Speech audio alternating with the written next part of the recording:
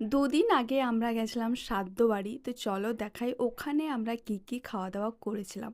সবার আগে দিয়ে দিয়েছিল জল, পাতা, স্যালাডস আর দিয়েছিল লবণ। তারপরে চলে এসেছিলো গরম গরম বেগুনি, যেটা খেতে খুবই টেস্টি ছিল। আমি দুটো খেয়েছিলাম, আমারটা আর বাবাইয়েরটা। বাবাই খায়নি। আর তারপর চলে এসেছিলো রাধাবল্লভী আর চনা পনির, যেটা খেতে খুবই টেস্টি ছিল।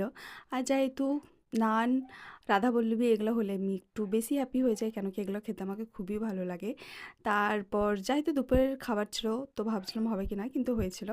আর এখানে দেখতে পাচ্ছ ভাত চলে এসেছিলো, ডাল, একটা শুক্তো আর পোস্ত।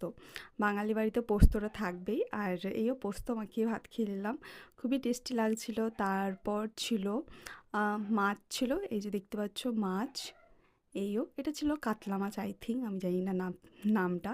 তারপর ছিল চাটনি, পাঁপড়, আর ছিল সন্দেশ, এই যে দেখতে পাচ্ছ এগুলো ছিল। আর লাস্টে ছিল আইসক্রিম।